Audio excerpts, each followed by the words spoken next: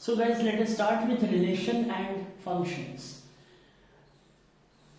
हमने 11th standard के concept को तो समझ लिया कि रिलेशन क्या होता है, फंक्शन क्या होते हैं, और इन चीज़ों को पढ़ने के पहले हम लोगों को कार्टेशियन प्रोडक्ट निकालना आना चाहिए.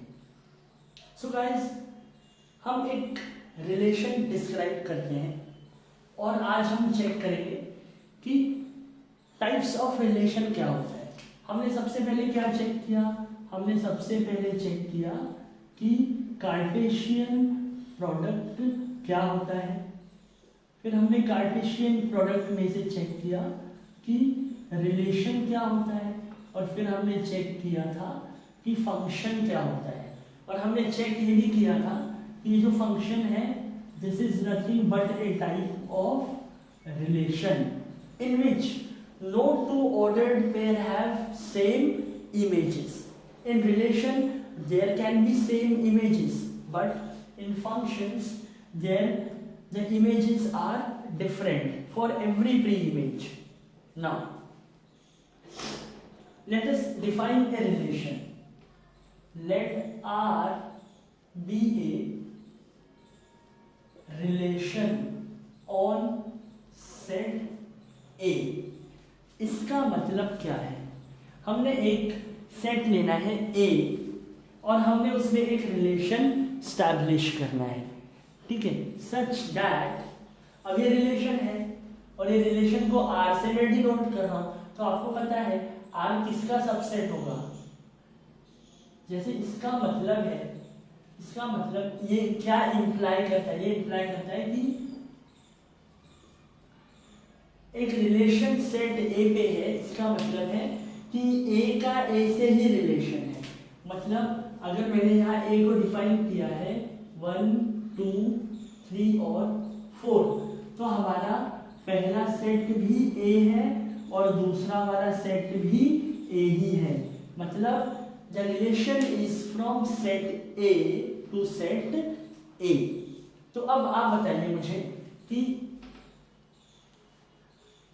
यहाँ पर ए के एलिमेंट हो जाएंगे 1, 2, 3, 4 और यहाँ पर भी ए के एलिमेंट हो जाएंगे 1, 2, 3, 4. सो बताइए कार्टेशियन प्रोडक्ट क्या हो जाएगा? Cartesian product will be A cross ए. तो कार्टेशियन प्रोडक्ट हो जाएगा 1, 1, 1, 2, 1, 3, 1, 4. और क्या हो जाएगा? 2, 1, 2, 2, 2, 3, 2, 4. Similarly 3, 1, 3, 2, 3, 3, 3, 4, and similarly for 4, 1, 4, 2, 4, 3, 4, 4. This is the Cartesian product guys that we have. अब एक और छोटी सी बात समझिए. यहाँ पर ये जो ऑर्डर्ड पेयर हमें मिले, ये ऑर्डर्ड पेयर का जो पहला एलिमेंट है ये पहले सेट से बिलोंग करेगा और जो दूसरा एलिमेंट है वो भी दूसरे सेट से बिलोंग करेगा. अब क्योंकि यहाँ पहला सेट और दूसरा सेट सेम है ना, ज़रूरी नहीं है हमेशा सेम होगा. इसके पहले वाले एग्जाम्पल में सेम नहीं था, बट दिस केस में ए से ही रिलेटेड है, इसीलिए यही हमारा पहला सेट है और यही हमारा दूसरा सेट है. और ये हमने एक क्या किया है? ये हमने कार्टेशियन प्रोडक्ट को लिखा है. ठीक है, अब हम एक सेट को चेक करेंगे कि अगर हमारे पास में दो सेट है ए और अगर मैंने एक रिलेशन को डिफाइन किया ऐसे, देखिए कि एक रिलेशन है R such that we will get an ordered pair A B such that b is equals to a plus 100. मान लीजिए मैंने ऐसा लिख लिया, एंड जो a है, जो पहला एलिमेंट है, वो पहले सेट से बिलोंग करेगा, एंड जो दूसरा एलिमेंट है वो भी दूसरे सेट से बिलोंग करेगा. पर पहला और दूसरा सेट a और a ही है ना, इसलिए हम ऐसा लिखेंगे. अब मुझे बताइए, चेक करके बताइए यार कि अगर मैं इस सेट बिल्डर रिलेशन को रोस्टर फॉर्म में लिखने की कोशिश करूं तो कितने ऑर्डर्ड पेयर बनेंगे? ए का वैल्यू मैं क्या रख सकता हूँ? ए का वैल्यू जो सेट ए में है, क्या है सेट ए में? सेट ए में है 1। तो यदि मैं ए का वैल्यू 1 रखता हूँ तो मुझे डी का वैल्यू 101 मिलेगा, और ये मेरा ए है और ये मेरा बी है। तो ए तो बिलोंग कर रहा है ए से, सही बात, पर क्या बी ए से बिलोंग कर रहा है? नहीं भैया, 101 तो आता ही नहीं है। मतलब हमें एक भी ऑर्डर्ड पेयर इस रिलेशन में नहीं मिलने वाला है।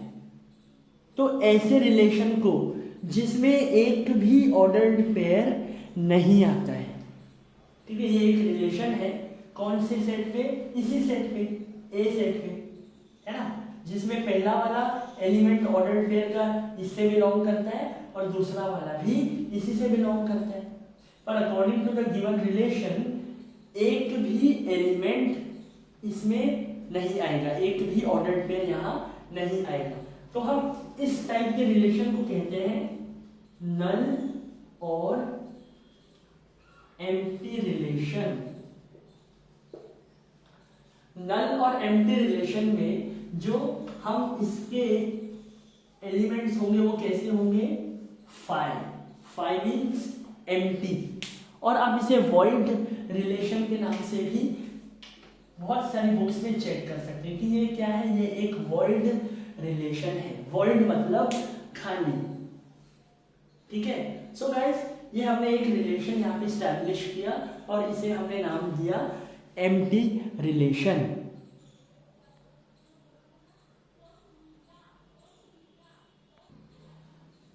अब हम एक और टाइप के रिलेशन की बात करते हैं और वो होता है universal relation. That is the second type of relation, universal relation. क्या होता है ये यूनिवर्सल रिलेशन? तो गाइस, मैं एक रिलेशन यहां लिखता हूं कि R इज इक्वल्स टू, हमें एक ऑर्डर्ड पेयर मिलेगा such that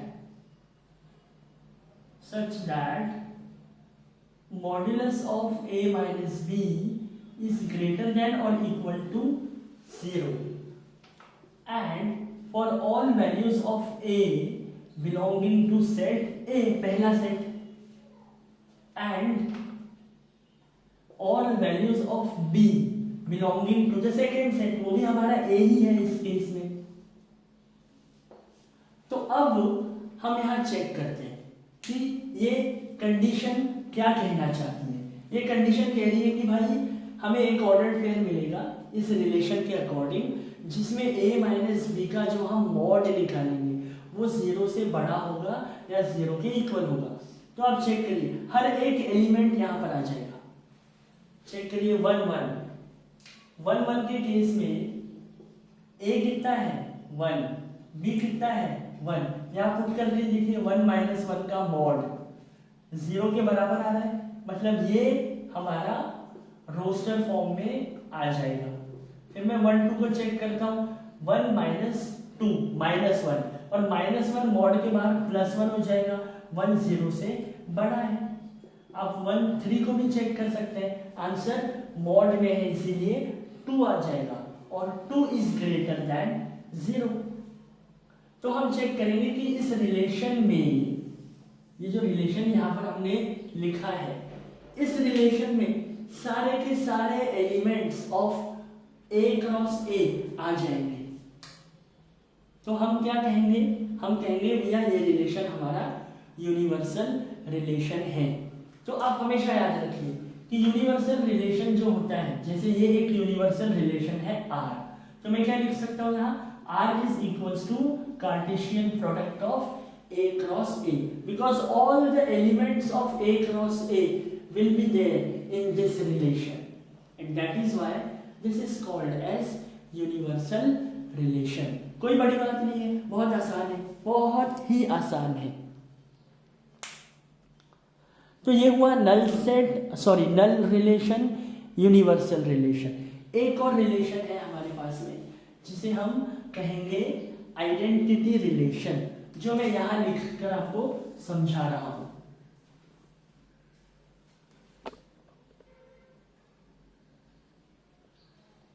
So let us discuss about identity relation. That is the third type of relation.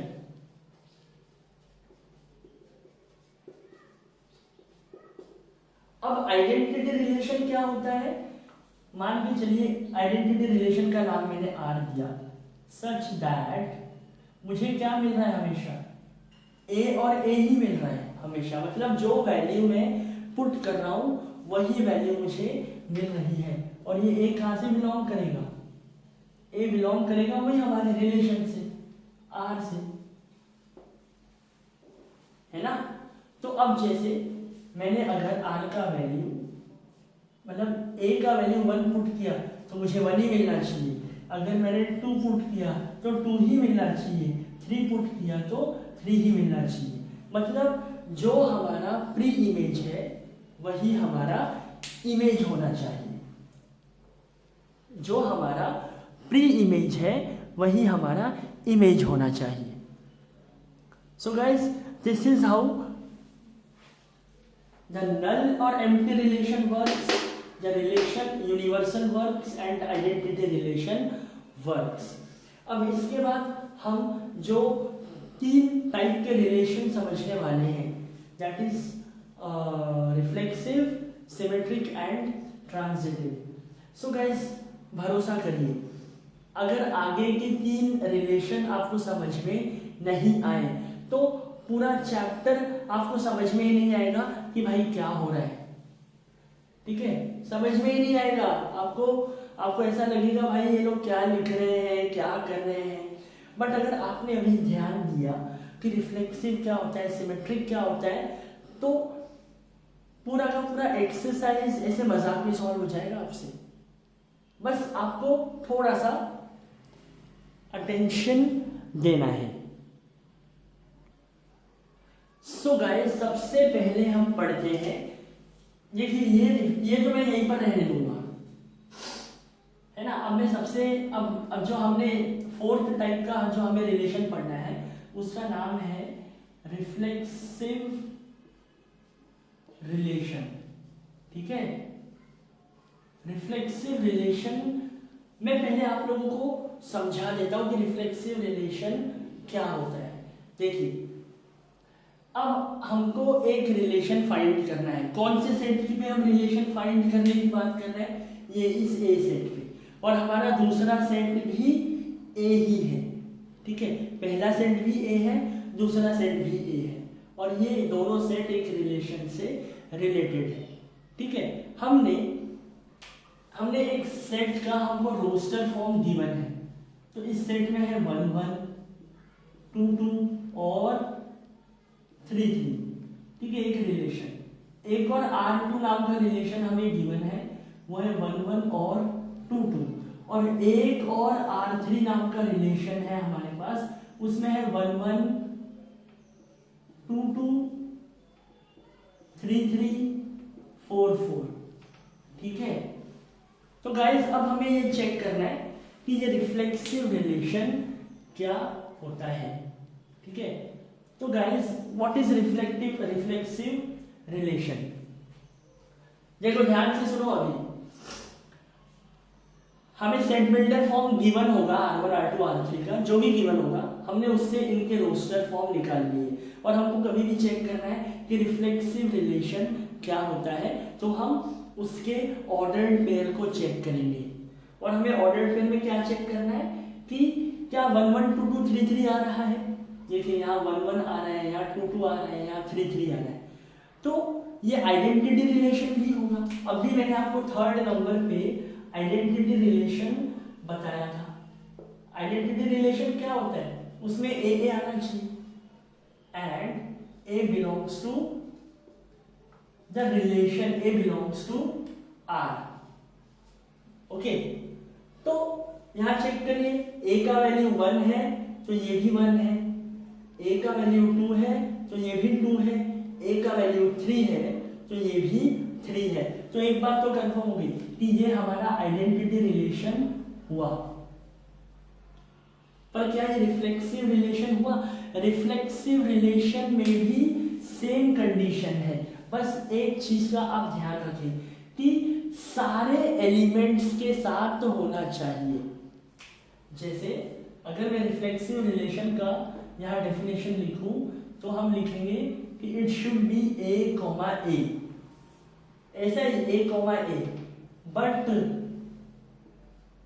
For every A belonging to set A, for every A. अब मेरे को बताओ ए का value क्या हो सकता है जो सेट ए में प्रेजेंट है। सेट ए में क्या प्रेजेंट है 1, तो 1 1 है यहाँ पर, चलेगा।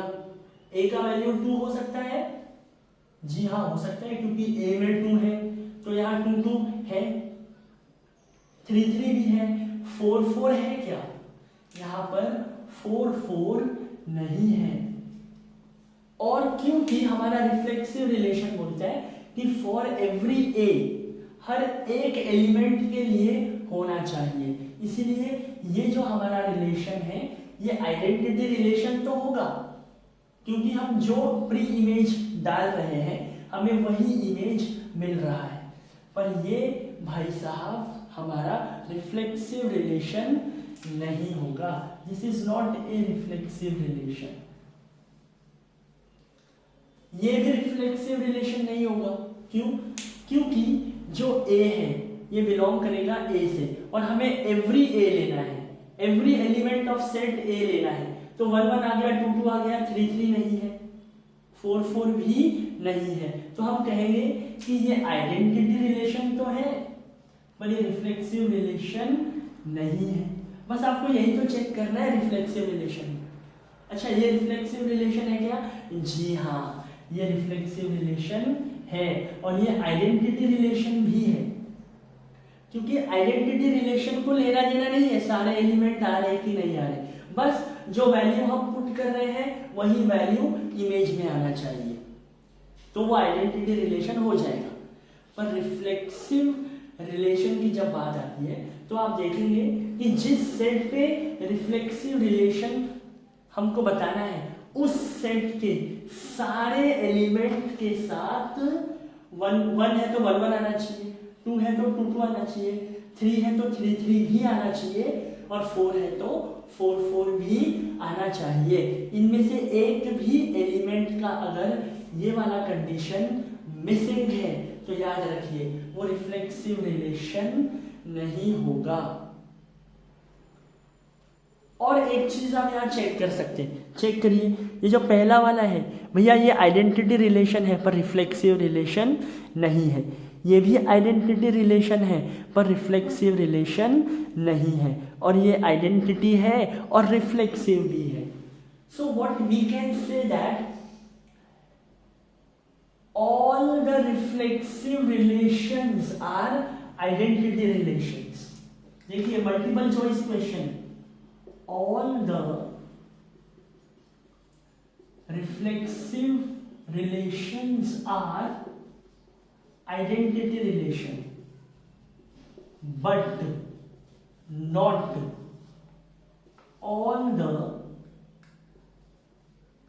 but not all the identity relations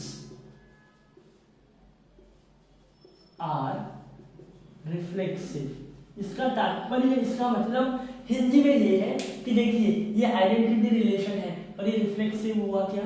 नहीं, जरूरी नहीं है कि आइडेंटिटी रिलेशन है तो रिफ्लेक्सिव होगा, पर कोई रिलेशन अगर रिफ्लेक्सिव है तो ऑब्वियसली वो आइडेंटिटी रिलेशन होना ही पड़ेगा उसे। बस हमने उसी चीज को यहाँ पर लिखा है जो आप नोट करके रख लेंगे मल्टीपल चॉइस के हिसाब से, जस्टिफिकेशन के हिसाब से। And guys it is almost very easy. जैसे अब मैंने आपको एक सेट दिया फॉर एग्जाम्पल, और उस सेट में मैंने रखा ए बी और सी, और एक रिलेशन मैंने इस्टेब्लिश किया और मैंने कहा कि भाई साहब ये रिलेशन का जो रोस्टर फॉर्म है उसमें ए आ रहा है, बी आ रहा है, सी आ रहा है, और ए बी भी आ रहा है, और ए सी भी आ रहा है। अब मैंने पूछ लिया कि भाई ये रिफ्लेक्सिव है क्या? तो आपको क्या करना है, रिफ्लेक्सिव का मतलब क्या है चेक करो, कौन से सेट पे रिलेशन बता रहे हैं, ये वाले सेट पे रिलेशन बता रहे हैं। इस रिलेशन में कितने एलिमेंट हैं? ए बी और सी। अब सिर्फ चेक करिए ए आ रहा है क्या? जी हाँ। बी भी आ रहा है क्या? जी हाँ। सी आ रहा है क्या? जी हाँ। बस, बाकी चीजों को चेक मत करिए। ये रिलेशन आपका कौन सा रिलेशन हो जाएगा? Reflexive relation. बस, जो बाकी की चीजें हैं वो हमें, वो रहे ना रहे, उनसे कोई अफेक्ट नहीं पड़ेगा इन चीजों पे। So this is what you need to understand guys. Okay, I hope reflexive relation clear हुआ है। इसलिए हम क्या लिखते हैं? Reflexive relation is a ordered pair, जहाँ पे प्री इमेज और इमेज दोनों सेम है, और ये जो ए का वैल्यू है ये हर एक वैल्यू होना चाहिए सेट ए से बिलोंग करता हुआ। अब सेट ए से बिलोंग कौन कर रहा है? 1 2 3 4, तो 1 1 भी आएगा क्योंकि फॉर एवरी ए कह रहे हैं, 2 2 भी आएगा, 3 3 भी आएगा और 4 4 भी आएगा। इसीलिए देखिए ये वाला रिफ्लेक्सिव रिलेशन हुआ, ये नहीं हुआ, इसमें 3 3 और 4 4 नहीं है, ये भी नहीं हुआ, इसमें 4 4 नहीं है। और मान के चलिए अगर इस आर में ये नहीं होता, बाकी ये होता, तो हम इसे रिफ्लेक्सिव रिलेशन नहीं कहते। So guys, I hope that you are now quite clear about the reflexive relation. Now let us move on to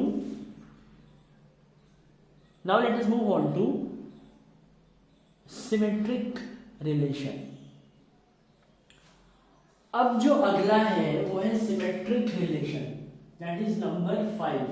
क्या क्या पढ़ा हमने? सबसे पहले पढ़ा नल रिलेशन और एम्प्टी रिलेशन, उसके बाद में हमने पढ़ा यूनिवर्सल रिलेशन। यूनिवर्सल रिलेशन के सारे ऑर्डर्ड पेयर ए क्रॉस ए से के जैसे ही होंगे। और थर्ड हमने पढ़ा आइडेंटिटी रिलेशन, जहाँ पे प्री इमेज और इमेज सेम होता है। फोर्थ हमने क्या पढ़ा? फोर्थ हमने पढ़ा रिफ्लेक्सिव रिलेशन, जिसमें सेट के सारे एलिमेंट के लिए उसका इमेज वही होना चाहिए, पर याद रखिए सारे एलिमेंट, एक भी एलिमेंट मिस हुआ तो हम उसे रिफ्लेक्सिव रिलेशन नहीं कहेंगे। और अब हम बात करेंगे सिमेट्रिक रिलेशन की। अब सिमेट्रिक रिलेशन का मतलब क्या है? अब सिंपल से एक बात याद रखिए कि अगर इस रिलेशन में A1 A2 आ रहा है तो A2 और A1 भी आना चाहिए। बस अगर आपने इतनी सी बात याद रख ली तो आपको सिमेट्रिक समझ में आ जाएगा। अब जैसे हम इसी सेट पे बात कर रहे हैं, ये जो है हमारा A1 2 3 4, यही हमारा सेट है जिसमें हम काम कर रहे हैं। अब मैं क्या करता हूँ, मैं आपके सामने कुछ रिलेशंस को रोस्टर फॉर्म में लिख देता हूँ। जैसे पहला है R इज इक्वल टू 1 2 हम ले लेते हैं, हम 2 3 ले लेते हैं, और हम 2 2 ले लेते हैं, और हम 1 1 भी ले लेते हैं। ठीक है, अब हम ये R1 और रिलेशन 2 हम ले लेते हैं, इसमें 1 2 है, 2 1 है, 4 4 है, और 3 2 है, 2 3 है, खत्म। ठीक है, इसके अलावा हम एक और रिलेशन ले लेते हैं R3, जिसमें 1 2 है, 2 1 है, 1 1 है, 2 2 है, 3 3 है, 4 4 है, और नहीं, बस इतना ही है। ठीक है, और एक और रिलेशन हम अपने मन से एक बनाने की कोशिश करते हैं, जिसमें 1 1 है, 2 2 है, 3 3 है, और 4 4 है। 1 1 है, 2 2 है, 3 3 है, और 4 4 है। एक और रिलेशन बना लेते हैं हम, और इस रिलेशन 5 में क्या क्या ले लेते हैं हम ले लेते हैं 1 1 2 2 3 3 4 4, नहीं 1 1 ले लेते हैं, 2 2 ले लेते हैं, 1 2 ले लेते हैं, 2 1 ले लेते हैं, 3 4 ले लेते हैं, 4 3 ले लेते हैं, और 2 3 ले लेते हैं। अब गाइस मैं सिर्फ आप लोगों को ये चेक करना सिखा रहा हूँ कि इसमें से कौन सा रिलेशन सिमेट्रिक है, कौन सा रिलेशन सिमेट्रिक नहीं है। पहले वो चेक कर लेते हैं, फिर हम जाएंगे इनके डेफिनेशंस पे। अब यहाँ चेक करो, ये रिलेशन 1 है। हमें क्या चाहिए, अगर A1 A2 आ रहा है तो A2 A1 भी आना चाहिए, मतलब 1 2 आ रहा है तो 2 1 भी आना चाहिए। यहाँ 2 1 है क्या, अरे नहीं है, यहीं पे सीधा बोल दो कि भैया ये सिमेट्रिक नहीं है। क्यों सिमेट्रिक नहीं है, क्योंकि भैया 1 2 आ रहा है, अभी A1 1 हो गया और A2 2 हो गया, तो सिमेट्रिक रिलेशन के हिसाब से 2 1 भी आना चाहिए, पर यहाँ 2 1 तो नहीं आ रहा, इसलिए ये सिमेट्रिक नहीं हुआ।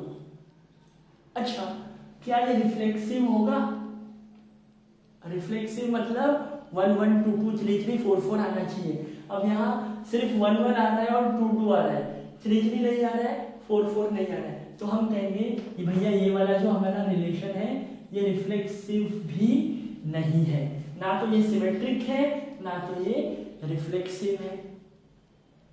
R2 पे आते हैं। R2 क्या कह रहा है, R2 कह रहा है 1 2 है तो 2 1 है, चलो बढ़िया है। 2 1 है तो इसका उल्टा 1 2 है, चलो। 4 4 है तो इसका उल्टा 4 4, यही हो गया। अच्छा 3 2 है तो इसका उल्टा 2 3 हो गया, और 3 2 का उल्टा, सॉरी 2 3 का उल्टा 3 2, ये भी है। तो हम क्या कहेंगे, यस दिस इज सिमेट्रिक। पर क्या ये रिफ्लेक्सिव है, आप कहेंगे नहीं ये रिफ्लेक्सिव नहीं है। आई होप अब आप ये समझ पा रहे हैं कि हमें कैसे पता करना है कि रिफ्लेक्सिव होगा या नहीं होगा, या सिमेट्रिक होगा या नहीं होगा। R3 क्या कह रहे हैं, ये कह रहा है 1 2 है तो इसका उल्टा 2 1 है क्या, जी हाँ है। अच्छा 2 1 है, इसका उल्टा 1 2 है क्या, जी हाँ है। 1 1 है, इसका उल्टा 1 1 है, यहीं पर है। 2 2 का उल्टा 2 2 है, 3 3 का उल्टा 3 3 है, और 4 4 का उल्टा 4 4 है, तो ये सिमेट्रिक होगा। Yes this relation is symmetric. और क्या ये रिलेशन रिफ्लेक्सिव होगा, जी हाँ ये रिफ्लेक्सिव भी होगा, क्योंकि 1 1 है, 2 2 है, 3 3 है और 4 4 है। मैं कौन से रिलेशन की बात कर रहा हूँ, ये जो सिमेट्रिक रिलेशन है, ये क्योंकि मैं इस ए सेट पे अप्लाई कर रहा हूँ, इसलिए इस ए सेट के हर एक एलिमेंट का 1 1 2 2 3 3 4 4 होना आवश्यक है, तभी मैं उसे रिफ्लेक्सिव कह पाऊंगा। अब R4 को चेक करते हैं। 1 1 का उल्टा 1 1 है, 2 2 का उल्टा 2 2 यही है, 3 3 का उल्टा 3 3 अरे यही है, और 4 4 का उल्टा 4 4 भी भाई साहब यही है। तो भैया ये क्या हुआ, सिमेट्रिक तो हुआ और साथ ही साथ में रिफ्लेक्सिव भी हुआ। ए सेट के हिसाब से चेक करेंगे आप। अच्छा ये वाले रिलेशन को चेक करते हैं। देखिए 1 1 है तो इसका उल्टा 1 1, 2 2 है इसका उल्टा 2 2 यही है, 1 2 इसका उल्टा 2 1 है, वेरी गुड। 2 1 इसका उल्टा 1 2, 3 4 इसका उल्टा 4 3 है, 4 3 इसका उल्टा 3 4 है, 2 3 इसका उल्टा 3 2 नहीं है। मतलब इस अकेले की वजह से ये भैया साहब हमारा जो रिलेशन 5 है ये सिमेट्रिक नहीं होगा। और आप बताइए ये रिफ्लेक्सिव होगा क्या, ये रिफ्लेक्सिव भी नहीं होगा, क्योंकि यहाँ पे 3 3 नहीं है और 4 4 भी नहीं है। तो गाइस ये छोटी छोटी चीजें हैं बस जो आप लोगों को समझना है कि यहाँ पर कौन सा सिमेट्रिक होगा और कौन सा रिफ्लेक्सिव रिलेशन होगा, ठीक है। अब गाइस इसके बाद हम लोग चेक करते हैं ट्रांजिटिव रिलेशन क्या होगा। अब ट्रांजिटिव रिलेशन का एक छोटा सा हिसाब आप याद रखें कि अगर A1 A2 एलिमेंट है और A2 A3 एलिमेंट है तो A1 A3 भी होगा। जैसे मान के चलिए कि अगर किसी रिलेशन में 1 2 आ रहा है और 2 3 आ रहा है, तो 1 2 है 2 3 है तो उसमें 1 और 3 भी अगर आएगा तो हम क्या कहेंगे कि वो ट्रांजिटिव रिलेशन हुआ, है ना। जैसे मैं कुछ एग्जाम्पल्स ले लेता हूँ और कुछ एग्जाम्पल्स से आप लोगों को समझाने की कोशिश करता हूँ। सो गाइस नाउ, अब हमारे सामने इतने सारे रिलेशन को मैंने लिख दिया है। अब हमें सिर्फ ये चेक करना है कि भाई ये ट्रांजिटिव है या नहीं है, या ये सिमेट्रिक है या नहीं है, ठीक है। तो गाइस अब हमें यहाँ चेक करना है, ठीक है। कैसे हम चेक करेंगे?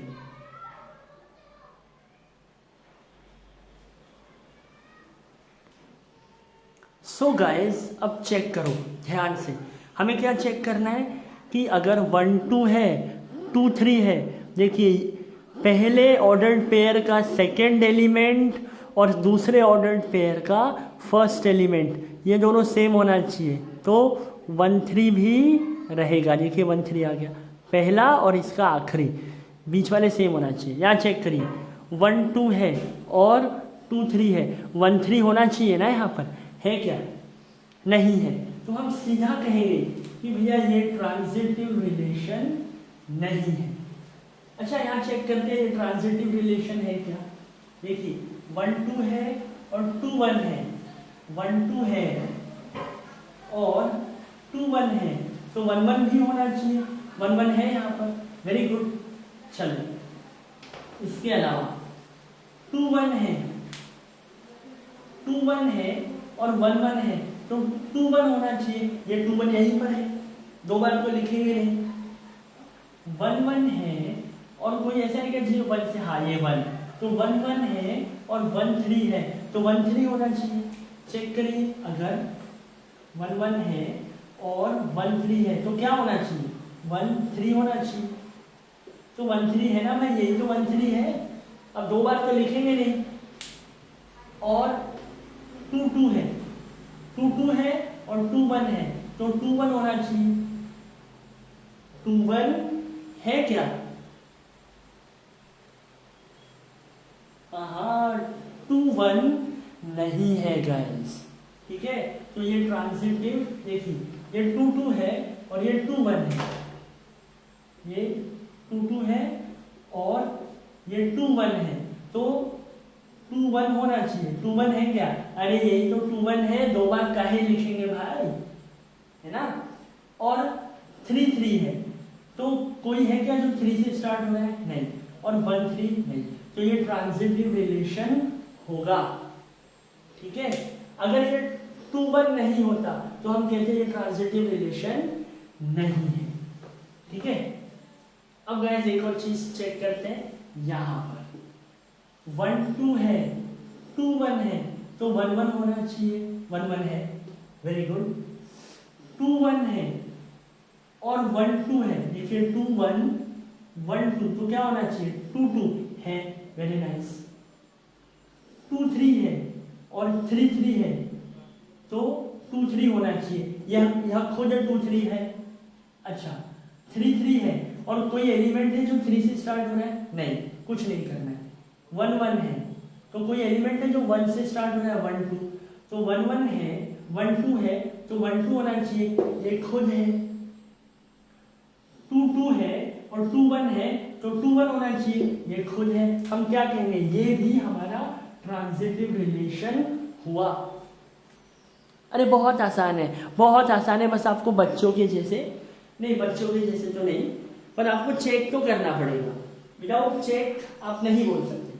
अब यहाँ 1 1 है, तो यहाँ दूसरा एलिमेंट 1 है, चेक करो कोई 1 से शुरू हो रहा है? ये 1 से शुरू हो रहा है, तो 1 1 है और 1 2 है, तो 1 और 2 होना चाहिए, ये खुद है। चलो 2 और 2 है, कोई है जो 2 से स्टार्ट हो रहा है? हाँ, तो 2 2 है और 2 1 है, तो 2 1 होना चाहिए, ये खुद है। 2 2 है और 2 3 है, तो 2 3 होना चाहिए, ये खुद है। 3 3 है, कोई 3 से स्टार्ट हो रहा है क्या? नहीं, कोई 4 से भी स्टार्ट नहीं हो रहा है। अच्छा 1 2 है और 2 1 है, तो 1 1 होना चाहिए, 1 1 है क्या? ये रहा 1 1। और 1 2 है और 2 3 है, तो 1 और 3 होना चाहिए। बताइए 1 3 है? चेक करिए R4 में 1 3 है या नहीं है? तो आप कहेंगे 1 3 तो नहीं है यार यहाँ पर, है ना?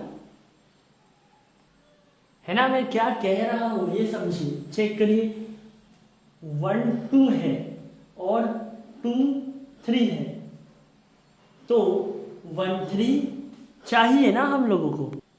सो गाइस ये जो है ट्रांजिटिव रिलेशन नहीं होगा। क्यों? क्योंकि चेक करिए 1 2 है और 2 3 है, तो क्या होना चाहिए 1 और 3। यहाँ 1 3 नहीं है। हाँ आप ये कह सकते हैं कि देखिए 1 2 है और 2 3 है, तो 1 3 होना चाहिए, है ना? जैसे हाँ आप ये कह सकते हैं, ठीक है। जैसे ये चेक करिए 1 2 है और 2 1 है, तो 1 1 होना चाहिए, 1 1 तो है।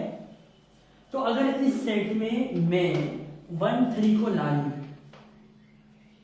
तो मैं कहूंगा अब ये ट्रांजिटिव हो जाएगा, है ना? तो अकॉर्डिंग टू दिस आप लोगों को इस चीज को समझना है। अब जैसे ये R5 को चेक करिए, R5 कौन सा रिलेशन है? 1 1 2 2 3 3 4 4 for every element of set ए 1 1 2 2 3 3 4 4 आ रहा है। हम कहेंगे भाई साहब ये जो है ये रिफ्लेक्सिव रिलेशन है, और आप हमेशा याद रखेंगे कि जो रिफ्लेक्सिव रिलेशन होता है वो ट्रांजिटिव रिलेशन हमेशा होगा ही होगा। अब ट्रांजिटिव रिलेशन का हिसाब क्या है कि अगर 1 2 है और 2 3 है तो 1 3 होगा। पर अगर मैं कह रहा हूं कि अगर 1 2 है और 2 3 है ही नहीं, तो कोई बात ही नहीं है चेक करने की, है ना? तो देखिए फिर भी हम इसे ट्रांजिटिव कहेंगे। देखिए 1 2 है और अगर ये नहीं है, ठीक है, बस मतलब 1 2 के लिए कोई ट्रांजिटिव रिलेशन नहीं मिल रहा है, तो हम इसे ट्रांजिटिव नहीं कहेंगे, ऐसा नहीं है। जैसे यहाँ पे मैंने 1 3 को अगर हटा दिया, है ना, अब आप कहोगे कि सर 1 2 है और 2 3 भी है, तो 1 3 होना जरूरी है। पर अब अगर मैं 2 3 को भी हटा दूं और मैं कहूं कि भैया 1 2 है और 2 3 अगर रहा होता, तो आप क्या बोलते हैं? 1 2 है और 2 3 है तो 1 3 भी होना, पर 2 3 है क्या? नहीं है। इसका मतलब ये नहीं है कि हम इसे ट्रांजिटिव रिलेशन नहीं कहेंगे, ये ट्रांजिटिव होगा। ये वाली कंडीशन नहीं है तो भी हम इसे ट्रांजिटिव कहेंगे। पर अगर ये रिलेशन है कि 1 2 है और 2 3 भी है और 1 3 नहीं है, तो हम कहेंगे ये ट्रांजिटिव नहीं है। सो गाइस रिमेंबर दिस कि all the reflexive relations are transitive relations by default. अब एक काम कर लो, बताओ मुझे कि ये वाला रिलेशन सिमेट्रिक होगा क्या? सिमेट्रिक मतलब उल्टा उल्टा सीधा एक समान। देखिए 1 2 है 2 1 है क्या? नहीं, तो भैया ये वाला रिलेशन सिमेट्रिक भी नहीं है। 1 2 है 2 1 है, 2 1 है 1 2 है, 1 1 है उसका उल्टा 1 1, 2 2 का उल्टा 2 2, 3 3 का उल्टा 3 3 और 1 3 का उल्टा 3 1, 3 1 है क्या? तो भैया ये सिमेट्रिक नहीं होगा। 1 2 है 2 1 है 2 3 है और यहाँ 3 2 नहीं है, ये भी सिमेट्रिक नहीं होगा। ओके 1 1 है उसका उल्टा 1 1 है, 2 2 है उसका उल्टा 2 2 है, 3 3 का उल्टा अवेलेबल है, 4 4 है उसका उल्टा भी है, 1 2 है उसका उल्टा 2 1 भी है और 2 1 है उसका उल्टा 1 2 भी है। तो भैया ये वाला रिलेशन सिमेट्रिक भी होगा। And in similar fashion transitive relation तो है ही ये, अरे हाँ भाई ठीक है उठ गए सब लोग, हाँ, और तो ये सिमेट्रिक रिलेशन होगा, सबका उल्टा एक समान ही होगा और साथ में ये रिफ्लेक्सिव भी होगा। तो अब आप एक चेक करिए, हमें अब एक्सरसाइज में बताना पड़ेगा कि इक्विवेलेंस रिलेशन क्या होता है। तो भाई इक्विवेलेंस रिलेशन वो होता है जो रिफ्लेक्सिव हो, सिमेट्रिक हो और साथ ही साथ ट्रांजिटिव भी हो। मिलते हैं अगले क्लास में एक्सरसाइज के साथ।